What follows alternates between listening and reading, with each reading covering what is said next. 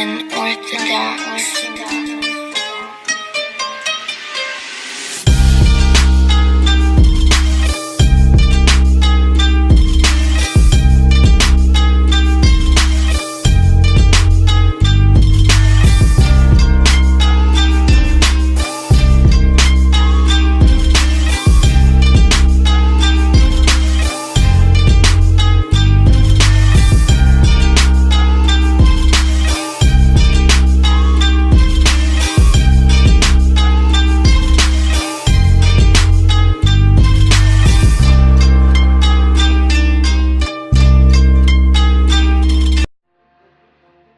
Konnichiwa tout le monde, c'est Xairod et aujourd'hui on s'attaque à du très lourd puisqu'on va s'attaquer à l'adaptation américaine de Death Note par Netflix, qui était un pari risqué pour eux d'ailleurs.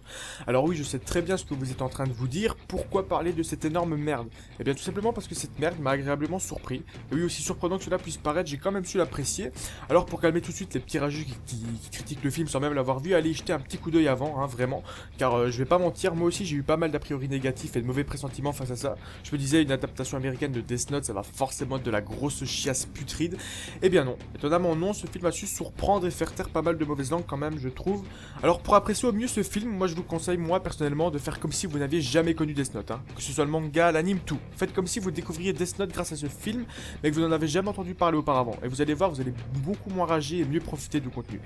Allez, passons au vif du sujet. Alors premièrement, est-ce que le film retrace exactement ce qu'on voit dans l'anime? Alors non, absolument pas. Enfin quasi pas, le contexte reste le même, hein. Un jeune lycéen surdoué trouve un cahier tombé du ciel appartenant à Shinigami et qui peut tuer n'importe qui en connaissant le visage et le nom d'une personne, et qui décide de tuer tous les criminels pour créer un nouveau monde et qui a comme élément perturbateur elle, ça va, tout ça on a. Mais pour le reste c'est complètement différent. En même temps je pense qu'il était impossible de regrouper 37 épisodes en seulement 1h30, enfin 1h40 pour être un peu plus précis. Alors je ne vais rien spoiler, mais vu la fin il est plus que probable qu'on ait une suite de toute façon. Bref, pour le court résumé de tout ce qui change et s'éloigne de l'anime, le tout premier point important à aborder, c'est que Light Turner, oui parce que son nom de famille devient Turner et non Yagami dans le film, est en couple dès le début, hein, avec une fille qui, je pense, est censée représenter Mia, même si là on a droit à une fille beaucoup plus rebelle, moins cruche que Mia, avec qui ils décident de partager le Death Note et ils vivent l'amour parfait en créant un nouveau monde dans le plus grand des calmes. Alors, un autre point important qui est le plus flagrant, je pense, c'est le fait que ça ne se passe pas au Japon, hein, non, mais à Seattle, et que Light n'est pas un beau gosse japonais qui fait craquer toutes les filles grâce à sa classe et son air mystérieux. Là, on a un Light plus renfermé sur lui-même, un peu à l'écart des autres, et qui vient de perdre sa mère dans un accident de voiture. Pour ce qui est de elle, mis à part son frottage de pied, hein, on y retrouve la même personnalité et les mêmes mimiques. C'était un peu dur de le voir noir, même si on s'y fait, même si j'aurais quand même pensé à un asiatique pour jouer le rôle de ce personnage. Oh là là, mais regarde-moi ce raciste, quelle honte. Non, ça n'a rien de raciste, mais je l'admets, ça fait juste un peu bizarre au début. En fin de compte, les personnages ont beaucoup été revisités et remaniés. Il y a eu aussi plein de petites choses de l'anime qu'on ne retrouve pas dans ce film, telles que l'œil du dieu de la mort par exemple, que j'aurais bien voulu retrouver. Peut-être dans la suite, qui comme j'ai dit est fort probable, donc je ne juge pas encore trop vite ses oublis. Alors au final, que penser de cette reprise de Death Note finalement?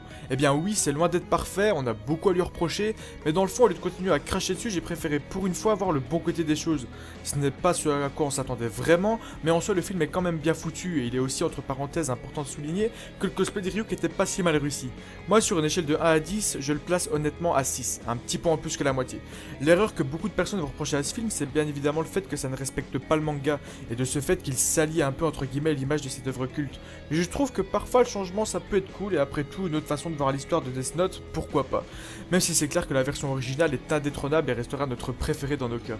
Alors après, je respecte l'avis de chacun, ce n'est qu'une opinion personnelle et il serait tout à fait normal que vous ne soyez pas d'accord avec moi. Et d'ailleurs, votre avis m'intéresse beaucoup et j'aimerais le connaître, alors laissez-le moi dans les commentaires. Sur ce, je vous laisse, sayonara et matakundo.